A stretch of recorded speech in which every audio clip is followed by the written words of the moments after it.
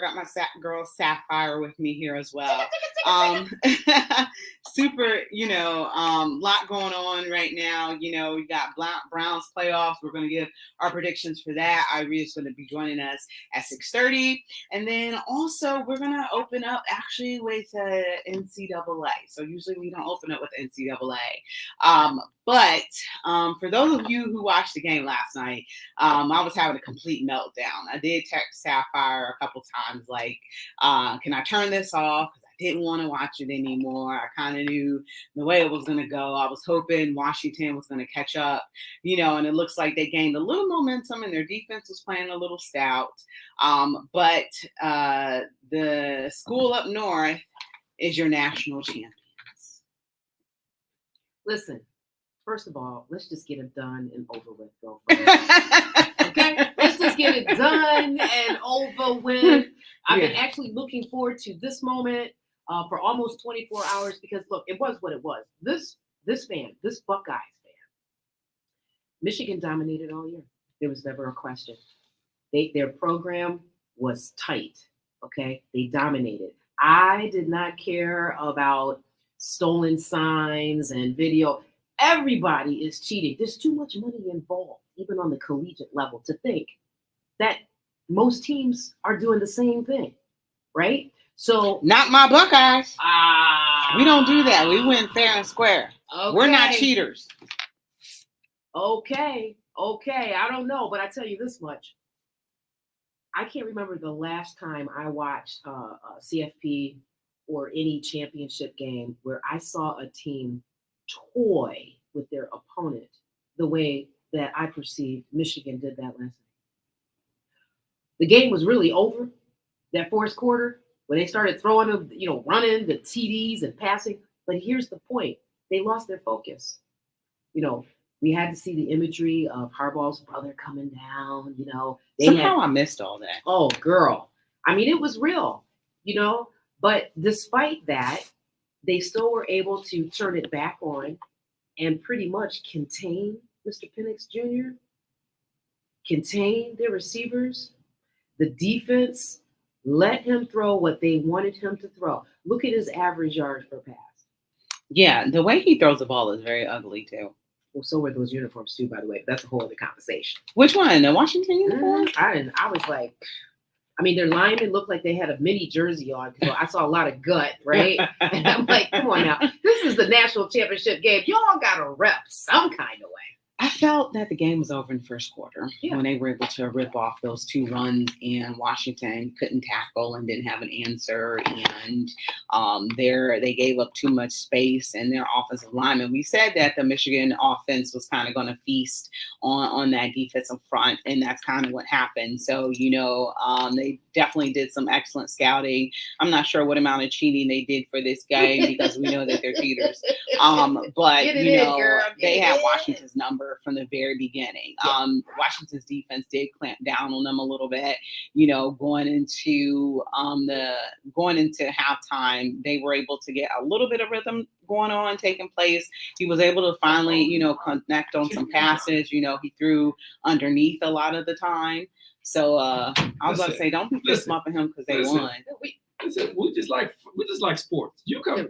Let me tell you something about my friend Sapphire over here, man. Let me tell you about my friend, the sports analytical speaker. Let me tell you about my friend over here. She's a real live sports person, so she don't put personal bias into anything.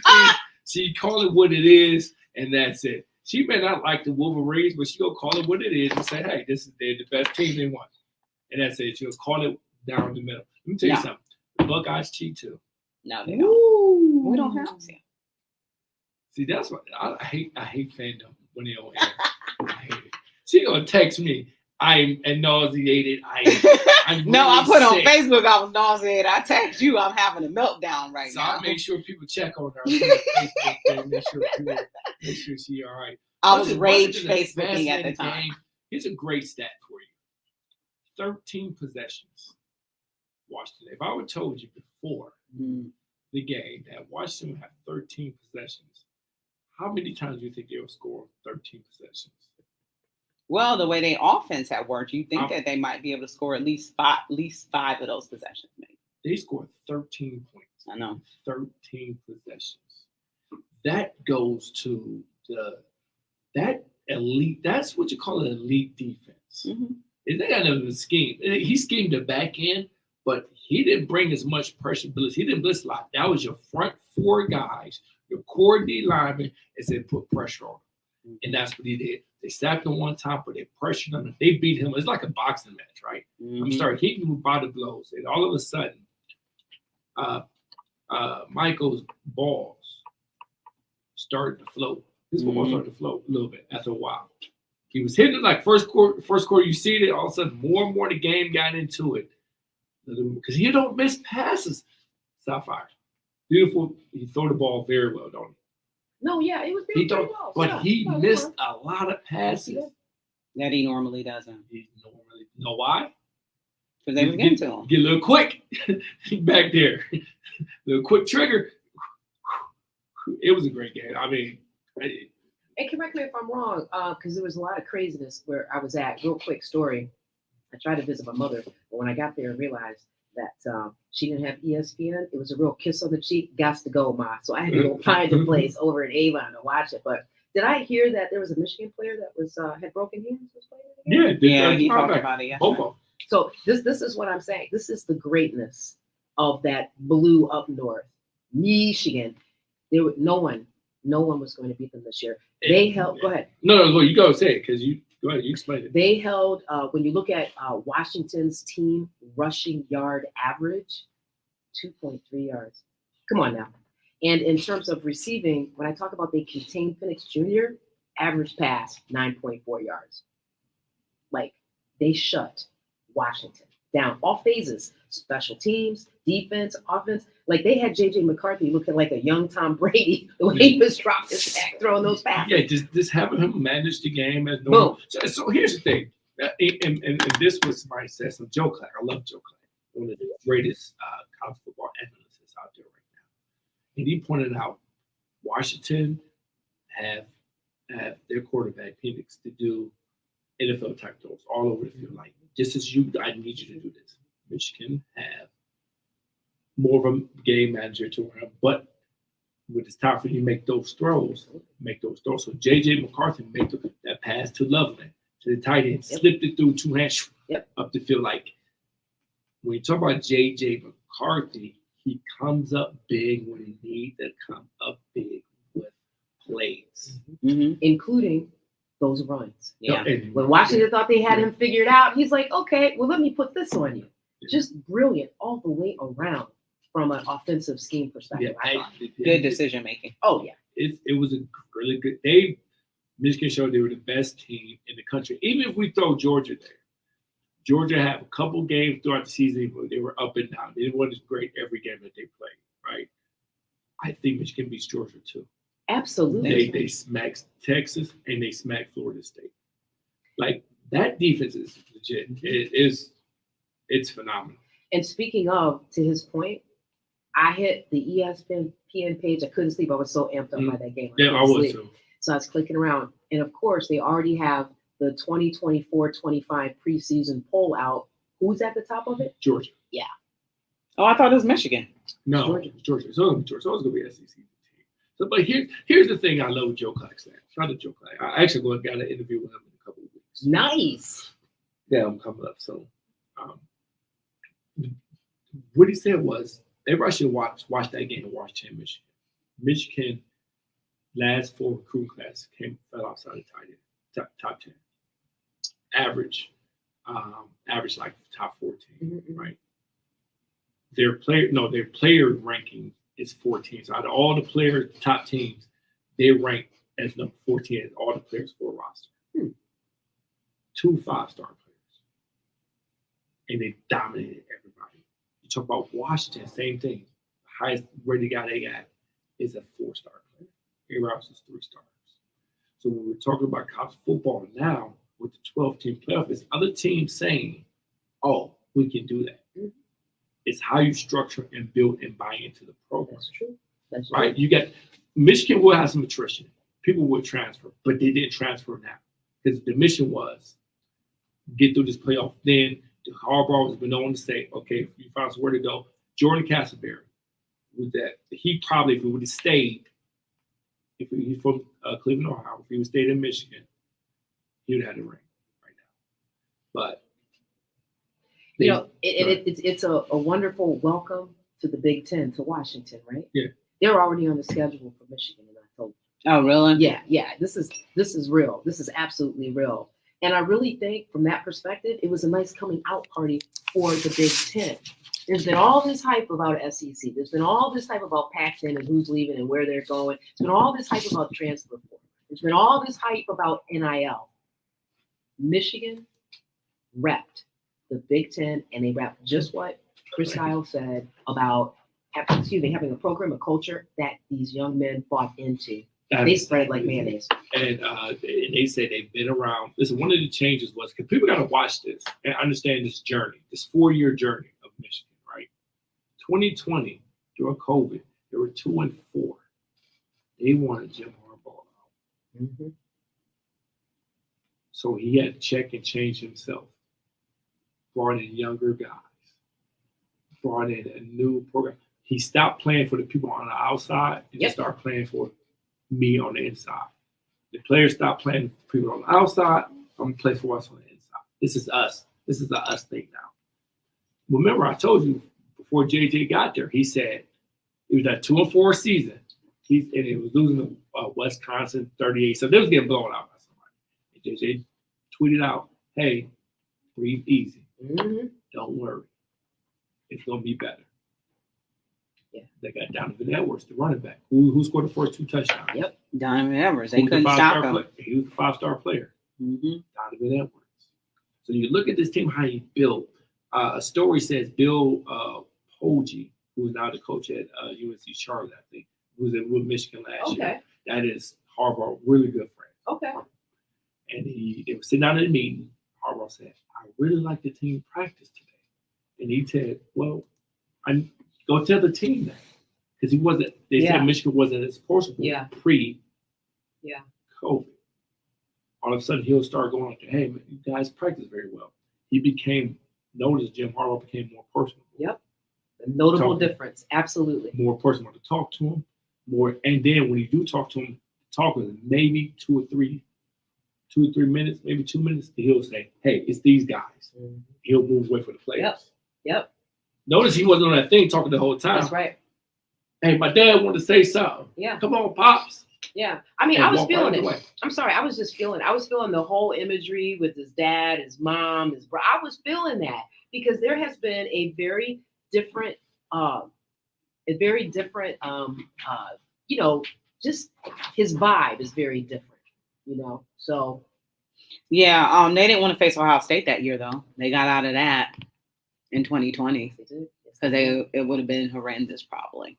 And, I think also, when Ryan Day said, next time we're going to hang 100 on them, I think they took that personally as well, for a coach to say you're going to hang 100 points on another team. I mean, so wouldn't you? It became personal for them as well. They didn't make it that game. People had COVID. Huh? People had COVID. Yeah, but still. If you had COVID, you can't play the game. The whole team didn't have COVID. You can't play the game when 20 players had COVID. The Browns had to play that game against the Jets when all them players had COVID. Totally different level. So what? There was money on the line with the pros. Money on the line in college too. Not like it is, but not like that though. You play them. See, that's the hard. Can you be objective to that? No. Are you just upset? I'm very upset. Why? Because, man, it's not our rival. I'm never going to be happy for Michigan to win anything. I don't care about them being in the Big Ten. People like, well, they in the Big Ten, so I want them to win for the Big Ten. Screw all that. That's our rival. I don't want them to win ever. I didn't want Georgia to win. I didn't want Alabama. Is it still your rival? Is it still? And how big is that rival? Well, when we was beating them all the time, that's like the Pittsburgh, Cleveland thing. It wasn't really a rivalry for a long time. I mean, I want the games to be good. I want to be close, but first of all, it was only 2 games we really got blown out of that rivalry. Even when y'all went 10, a lot of them other games were close.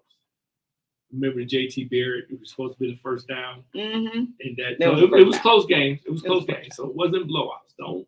Don't do that, Ohio State fans. Don't. Well, they all weren't blowouts. No, they were really close games. but we won those games. So yeah, it was. But I was there during the Cooper year, so that was different for me. You earned your stripes. Yeah, that was different for me. So I was like, I'm glad all this, because they only won one time when I was there. So I was like, I'm glad for all this to take place.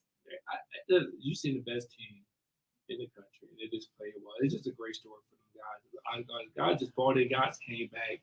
And again, when I'm talking about the transfer portal, you'll get some guys to transfer from Michigan. They will, right? They got that ring, though.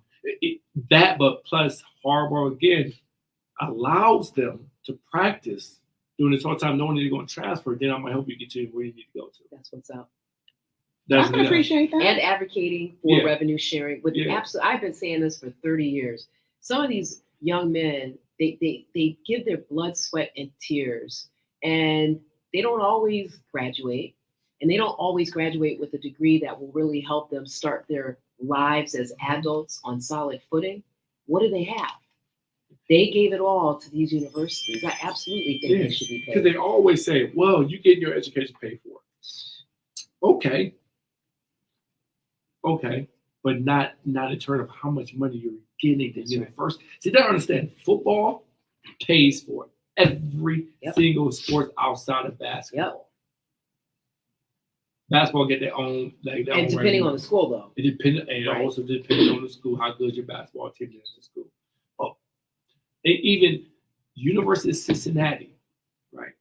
It's a really good school. They make to a bowl game that's $10 to $15 million that they're getting to fund every other program. So when the football team signs with a shoe company or signs with either one of them, you know what else benefits from it?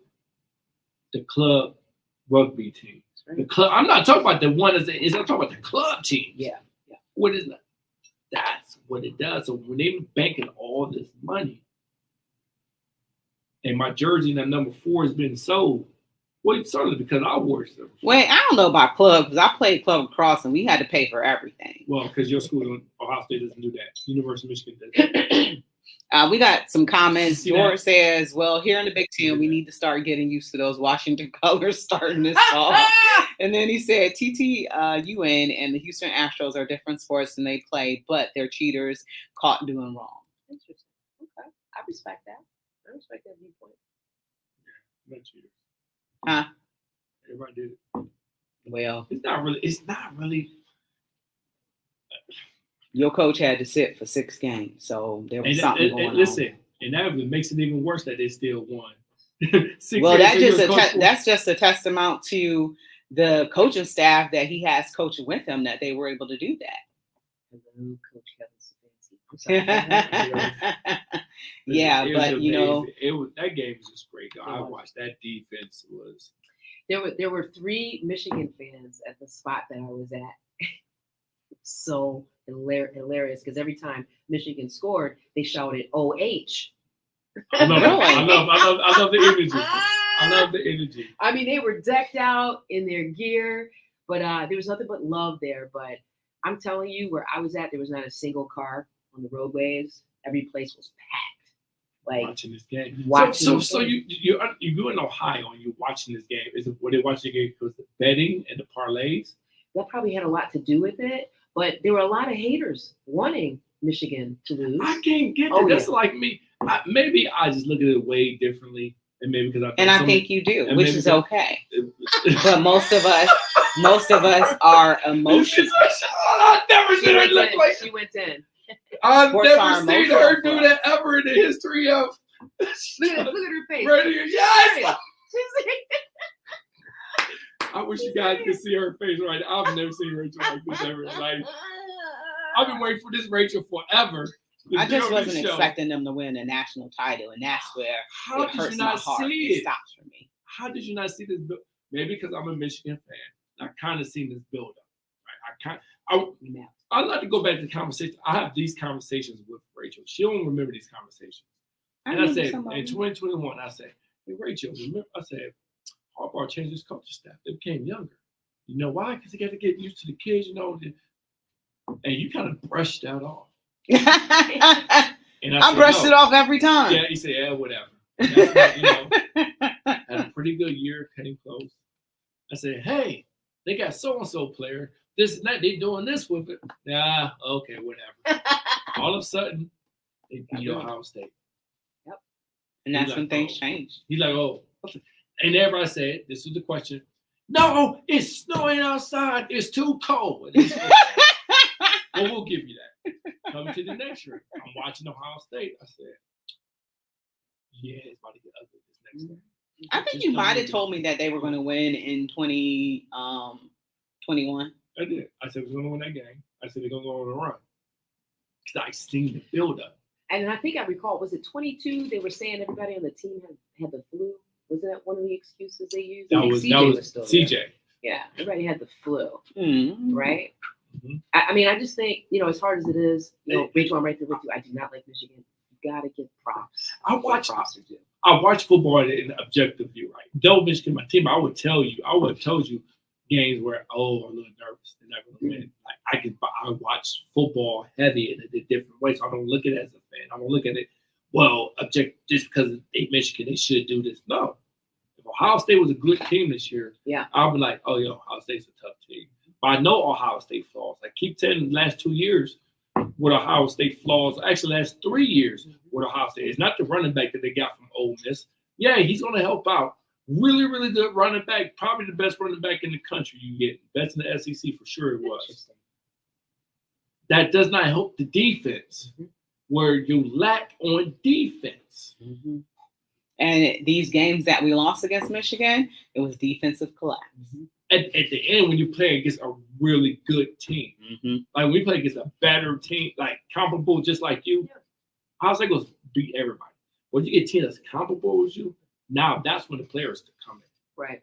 That's okay. Who's your star player? But let me ask you this: did you really think the Buckeyes' schedule? I mean, when you think about the teams that they play, was that schedule designed for the team to mature and kind of crescendo to a level where now we're really ready to compete on an even level with Michigan? Now we're ready to compete in the CFP. Did you really get that from their schedule? When they talk about Michigan's schedule, the same thing. I said, Michigan and Ohio State schedule is almost the same. They're identical. Really? Right. They come on. Then we talk about players. One team played the MAC, the other one played wherever conference. But you guys gonna understand. So when it comes to those type of games, there are money games for home games. Okay. Right? Okay. I get that part. So you can't give up, because if you're gonna play Texas or USC, or let me just say something, a Clemson, right? You're not playing Clemson at Clemson, and Clemson's not coming to Michigan or they're not coming to Ohio State. So you got to play them where? In the neutral site, when nobody's making a lot of money on the neutral site.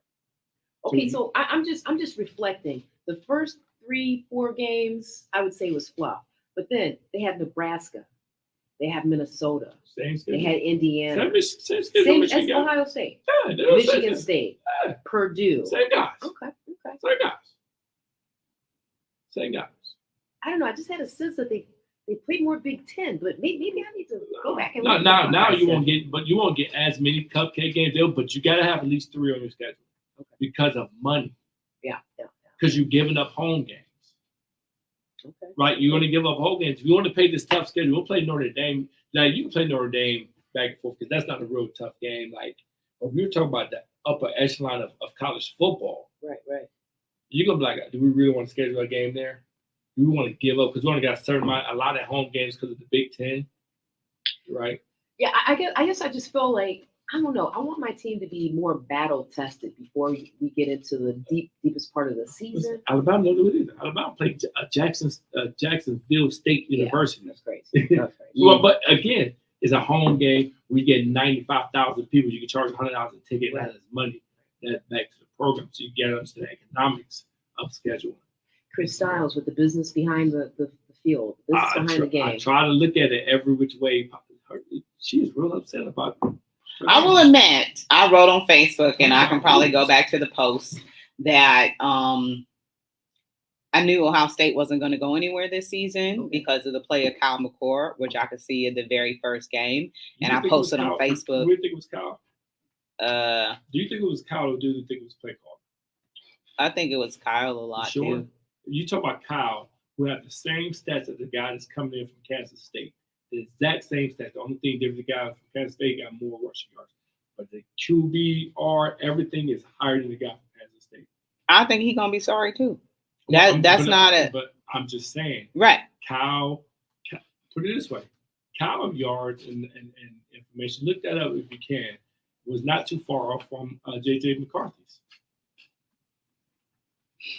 Stats and QBR wasn't too far off. But I agree with you that, the defense wasn't where it needed to be. So that's another reason too. But, along with quarterback play, because the quarterback position is the most important position in all of football, I knew Ohio State wasn't going to do much this year.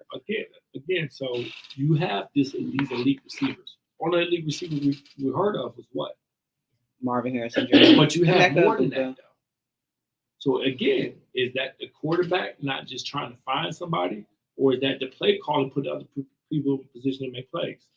All right, and here's a quick stat. Okay, according to ESPN, McCarthy has a QB rating of 89.2, McCord 83.7.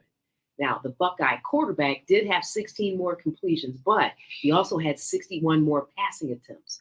McCord also had 5 more touchdown passes than McCarthy in 2023, 24-19, but he also threw 2 more interceptions, 6-4. So to your point, comparable. Rach, I gotta be honest with you, it was that gnarly play calling. That's McCord was, to me, and I think you remember I said he has the makings of a young Brady when he was at Michigan. For me, it was the play calling that didn't help embellish his strengths. I gotta live there. And that's what I'm saying. So I'll say, we need a quarterback. I think Ohio State fans got this anything in their mind like they were QBU. Understand, their first QB that was really, really good outside of J.T. Barrett, who, remember, when they got Urban Meyer quarterbacks wasn't, every quarterback Urban Meyer had wasn't a great passer because of his offense. They were great leaders, J.T. Barrett, and it was the other kid. Game manager, too. The quarterback for Florida. Real guy, all 4 years started. Superman quarterback. At Florida too? Tebow. Oh, Tebow. Okay. Right. So, Urban Meyer best years were Tebow and J.T. Barrett. One good year with the guy from Glenville. Right. Think about that. Yeah. So they wasn't QBU. You guys thought you was QBU because you got Fields as the transfer. Remember, he was a transfer from Georgia. So your really next quarterback is C.J. Stroud. C.J. Stroud, I always called him. I'm champion for C.J. because I've seen it. Except for this Sunday or Saturday. Yeah, I'm a C.J. So C.J. is your first official. So you guys have really, really not seen a QB. You can't say you QBU. You never really had a QB. You had game managers. Yep. And then one of the things too is we're not really used to having a white quarterback. It's been a long time too. So to know factor into the well, it's going to be a different element. It's going to be a different element to the game, though.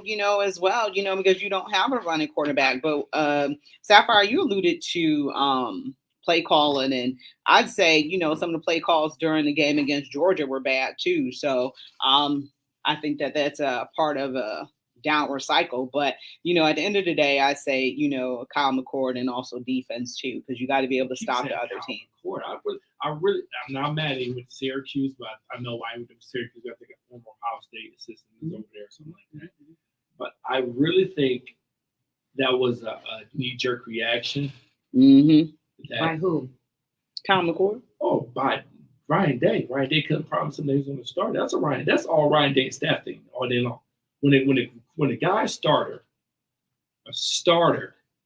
says, I'm leaving, that means you did not promise him he was going to start next year. That you bringing somebody in, he was going to fight again. You did that. And he said, well, I'm not dealing with this. I'm your starter. Like, it should be his job to lose. I totally agree with that. It should have been his job. No, it's yours. You're my starter. And yes, I'm bringing in the young freshman, Aaron Nolan. Yes, I'm going to bring in another transfer quarterback to compete with you, to keep you on your toes. But I really think they told him, nah, we can give it to Arizona. Because why? Because the hype with Aaron Nolan. And if he doesn't play, the thing comes in, if Kyle McCord struggles, it's bringing Aaron Nolan. So let's get rid of Ryan Day and bring in Mike Vrabel. He's not coming. He's an NFL guy. Gonna stay there. Yeah. You know, it's really interesting because I really think, you know, I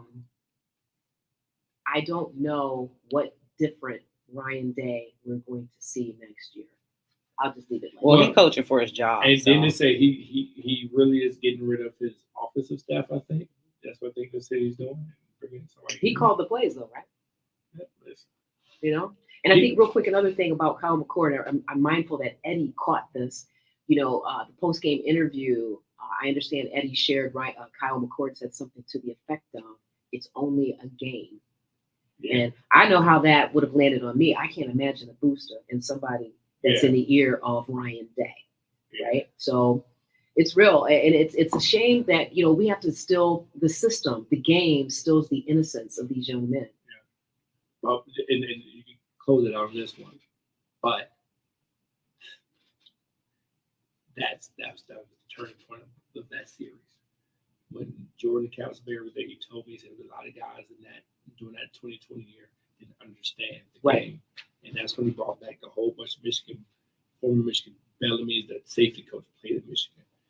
Mike Hart, running back. Oh, Michigan, like awesome. all these guys came back. Michigan. No, this is what it's about. What have you done for Ohio State today? Yeah. And the other time, they call it Ohio State right now. If you see it, it's called Club Med or Club something, a club atmosphere at Ohio State because of the mentality of we beat them so long. So the team that lost in 2021, that team, especially that Michigan team never lost to Ohio State. They don't know anything about this Ohio State.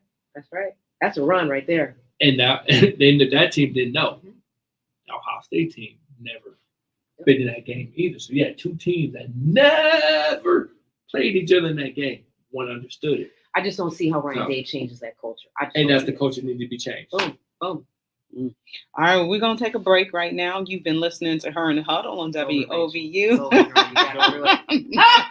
Just for now. They'll be back to Ohio State. Let's think about it for a few months. Yeah, I'm not feeling it, though. But we're going to go ahead and take a break. You're listening to Her in the Huddle on WOVU 95.9 FM. We'll be right back. You'll be okay. That was awesome. Yeah, you did. You'll be okay. This should inspire Buckeyes Nation. It should inspire the coaching staff. That feeling in your gut. Like I was like, I'm happy for the Big Ten, but this is like nails going down my throat. And they couldn't do it when they went to the playoffs 2 years ago. It just everything. It just. Do you think Kyle McCord said that because he's from Pennsylvania that it's just a game? No, it's because he just doesn't know. They didn't tell him. They're not obviously walking. All of America know. No. Of course, all Americans don't care like they as much as you think they care. That's the first thing. It's the biggest rivalry in all. And I think for him, it could have been a defense mechanism in his mind. He knew he blew probably the biggest game of his life at that moment, and he had to rationalize it.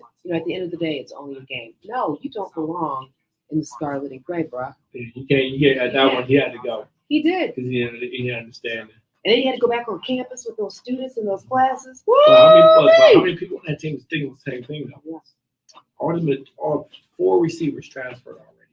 3 guys are going to leave. Michigan lost last year. All the players haven't come back. That's right. They still. You watched them when they still 2 years in a row. They still watching.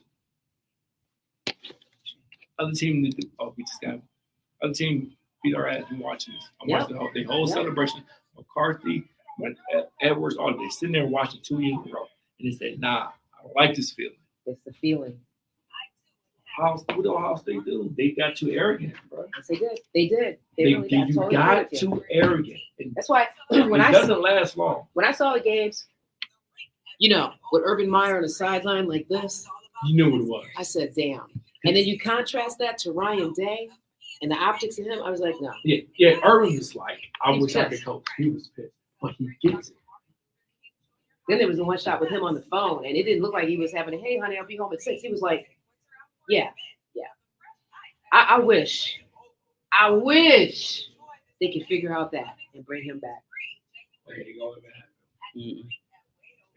It's not like he beat up the woman, right? I just don't understand. Well, because part of it, he had 2 years other than that whole Florida State team was crazy. I mean, I get it though. Gosh. Listen, let me tell you something. I'm a coach. I'm Yeah. gonna tell you what, for real. I need a couple dudes who out in them streets. Pull out the pistol, go in the club, like what? I hear you, Christoph.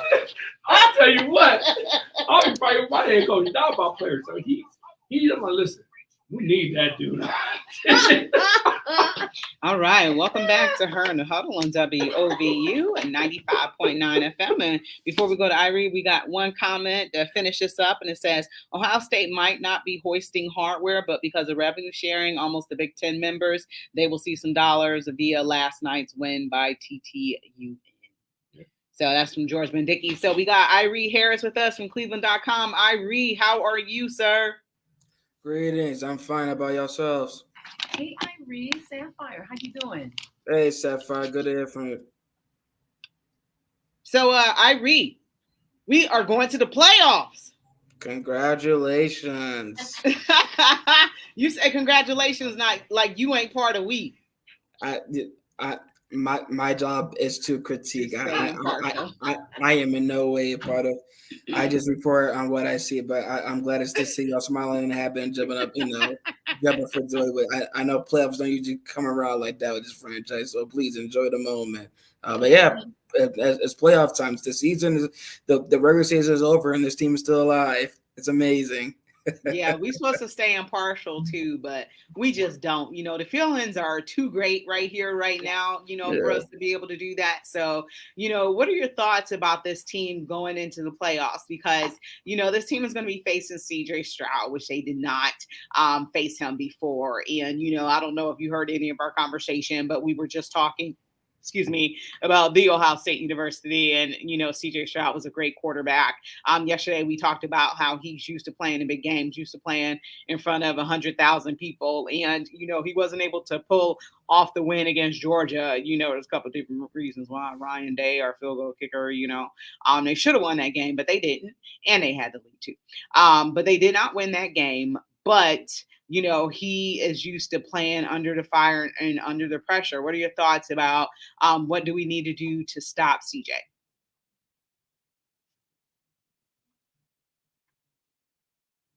Irie? Okay, we'll get him back in a second. But that's one of the things that we talked about that's important for be able to stop him. Yeah, because you know what? It just seems like it's hard for me to remember he is a rook because his composure, even in the most stressful, situations, he just seems to maintain like a constant sort of energy. That it doesn't seem to be rattled, and I really think that's one of the biggest things that makes him special to me. Because you think about most rookies, especially being put in that, well, heck, just compare and contrast him to like DTR and how he handled being thrown into that Baltimore game, right? I just think it'll be interesting to get Irie's perspectives on how he thinks RD could, how they're going to deal with CJ.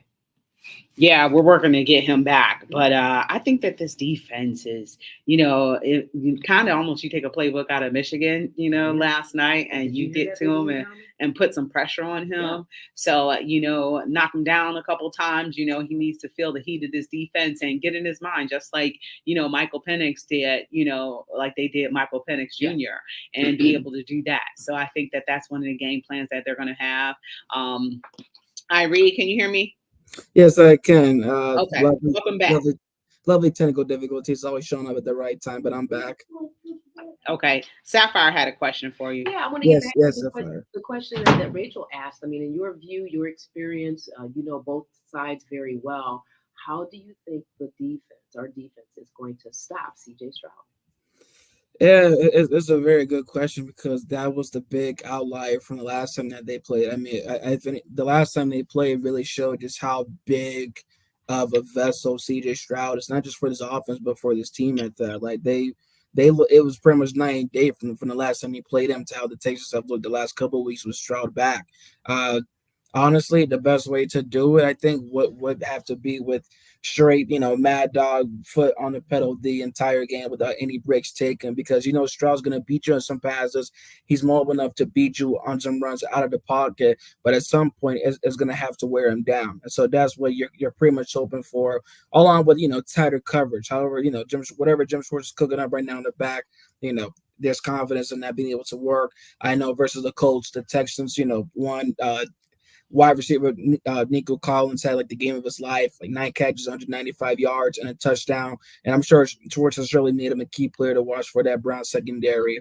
And it's really going to be a question of if anybody else outside of him is able to step up. The Browns still do lead the league right now in fewest passing yards allowed per game at just 164.7. So it's not a far-fetched regarding them being able to stop Stroud, which is more so how did he limit him exactly. But pressure all the way usually is the first step to make sure you limit a quarterback.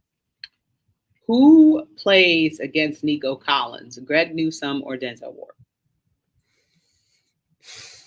Honestly, I would have to say Denzel. Right? Don't you want your best player on their best player? Don't you want that? I mean, there's if it was regular season, you're up, you want to try experiment with somebody else, all right. But the playoffs, you have to bring your best at all times. It's one and done. What has been built up all season cannot go down the waste because you want to experiment and put somebody else on. But put your best on their best and let them battle it out. I do agree with that. Dustin Hopkins we're not going to have Dustin Hopkins for this game, correct? Yeah, as Kevin Stefanski said earlier when asked about Dustin Hopkins and the possibility of him being able to kick this week, he said that he thinks it's unlikely. So while it's not a surely said no, he's out for the week. Well, that's not said. It pretty much was implied. That was the undertone. So yeah, but I mean, it's kind of fit the mold of this season, right? Like it's just that's why. But I think when it comes down to like even how the game plan of the opposing team, that's like the last of their words just because of what they've endured so much. It's like a war. They've seen too much, endured too much, so it's almost nothing at this point. It's like, all right, he's out, next man up. So we'll see how they adjust to that. So he really pulled his hamstring. I know. This is a like kind of a, would you say it's a severe pull of the hamstring? If he's already having to sit out right now, I would say this. Not severe to the point where you can't kick again, but severe enough to keep him out of the first round, the playoffs. Yeah, which does suck. Yeah, because you're thinking like it's also in the fashion of how it was done, which coincidentally happened versus the Texans. It's like wait, like he really tore, like nobody touched him or tackled him. Like he just tore it trying to run and catch the guy who was light years ahead of him. Damian Pierce, that was whoever returned the kickoff during that game and giving the team Texans their first points. Like it happened on that. So yeah, it sucks. And it does suck because Hopkins really was playing at a Pro Bowl caliber level. I mean, one of the best kickers this season. Only missed 3 kicks all year, leading the league in field goals made, between 50 and 59 yards, 40 and 49. So, Irie, I have another question for you. I want to go back to this whole thing with C.J. Stroud. It was last June, and there was an article on Texans Wire at USA.com. I believe the brother's name was Lane that wrote this article, and he talked about how the Texans' quote new offense was still related to Gary Kubiak's scheme. Now we know that there's a connection between Kevin Stefanski, Joe Flacco, and Gary, Kubiak. We know that they have told us that Kubiak is in Stefanski's ear. We know that Joe Flacco is very familiar, conceptually with Kubiak's scheme. My question for you is, how do you think our Browns may need to compete against an offense that's similar to our own team with C.J. Stroud at the helm? Yeah, that is a good question because that's like a mono, right? Like if right. you know too much to where it's like what really is there to stop exactly. You just you're gonna have to hope that there was some kind of screw construction within, one side or both, whichever one can be within the advantage.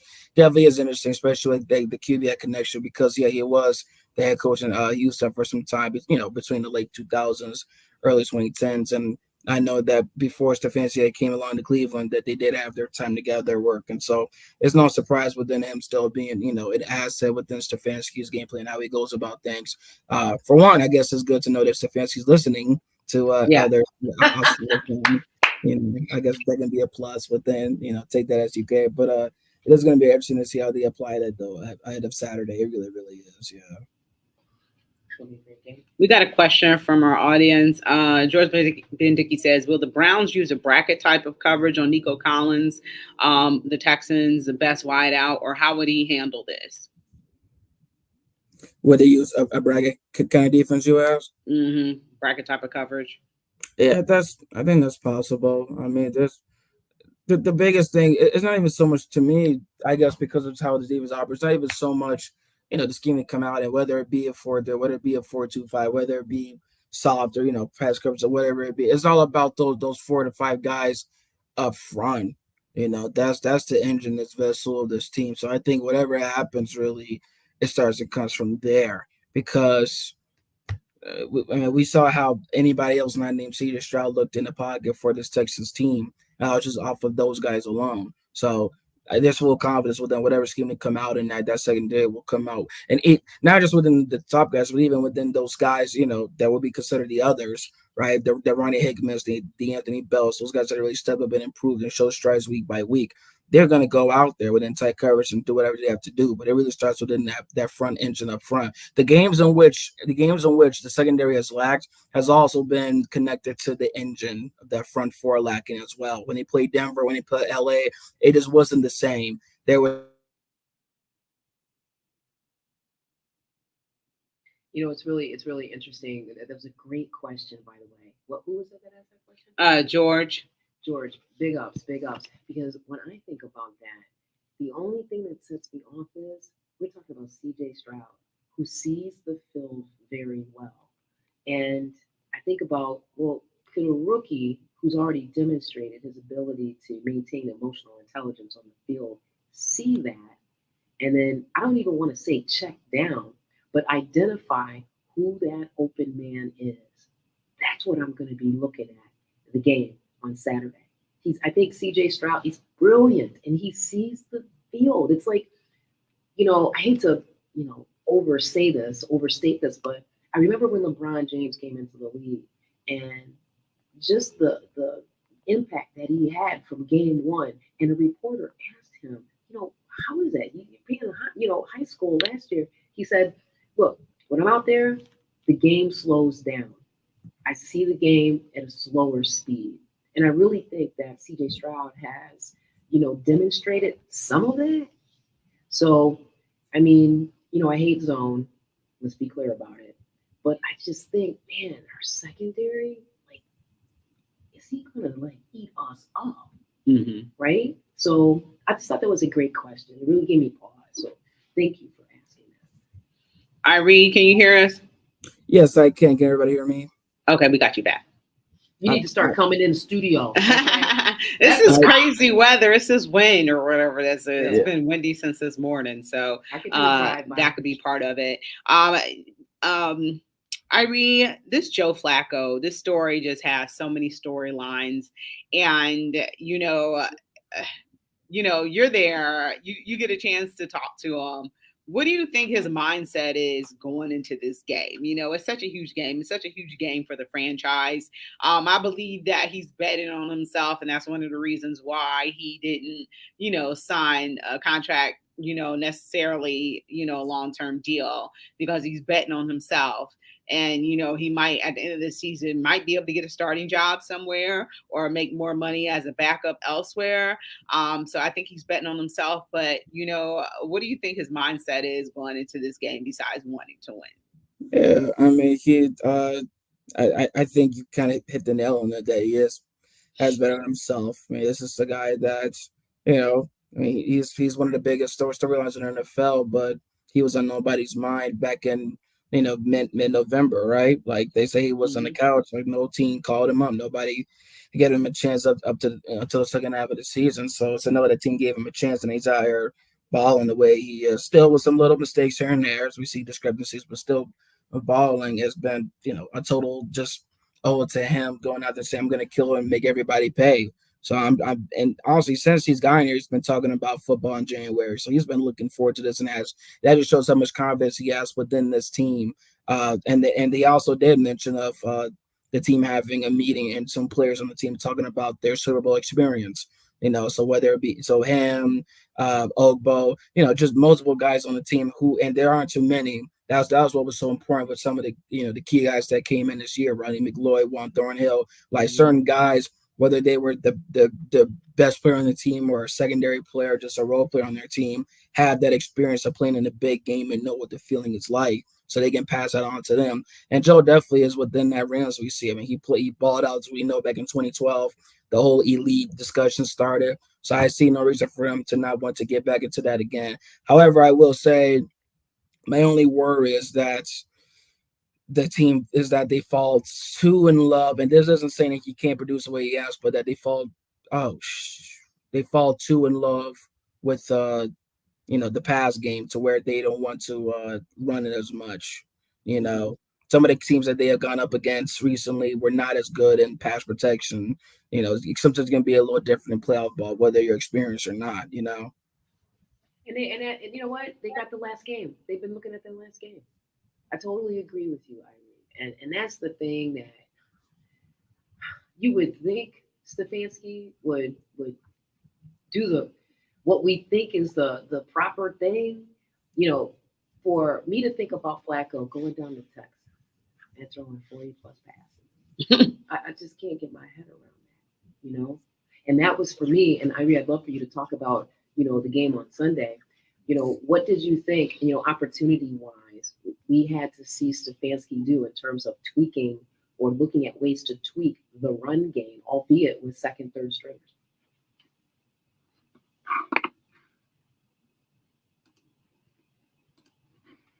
Yeah, we got him a little frozen.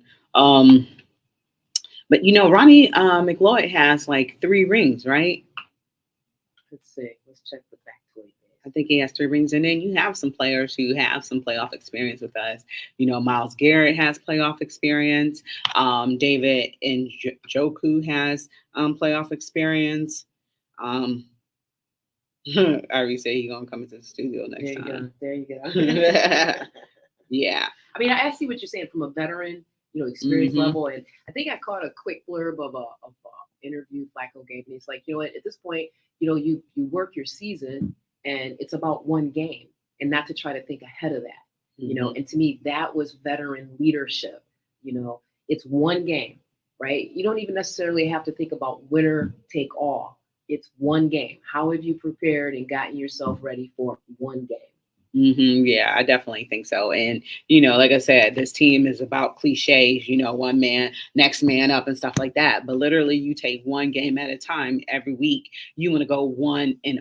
And that's where you're at. So, those are the cliches as, actually proven that they work for this team. So those are the things that I like to see. Yeah, it was 1 Super Bowl. Oh, okay. Why do I think he had 3? I don't know. Thank you. But yeah, this team is buying into what Kevin Stefanski is saying. Yeah. I'll give you that. I will give you that all day long. Listen, my rants about Coach K is all about that play calling. We've all seen it. We all know what it is. But in this moment, it's about, supporting the team, which means supporting Coach K. And however he decides to call the game, and no matter, if we see Flacco's arm fall off, if we lose on, turnovers, or, he has a high number of interceptions, we have to support the Cleveland Browns. Yeah, we do. We will. And, support Joe Flacco. He's our quarterback. We got to get 100% behind them. And I think that this team is going to win. My score prediction, I gave a prediction yesterday, didn't I? I don't remember. What was your prediction? I gave my prediction. Oh, that was another show I did. My prediction was 31-24.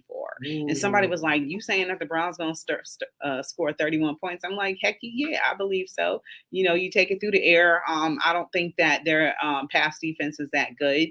The pass defense of the Houston Texans is that good. So you air it out, but you want to try to establish the run game as well too. So you want to get that going. So as of 6 hours ago, the over-under is 44.5 points. Browns like favorites, 2.5. That's so interesting. So you said 31-24. Mm-hmm. Okay.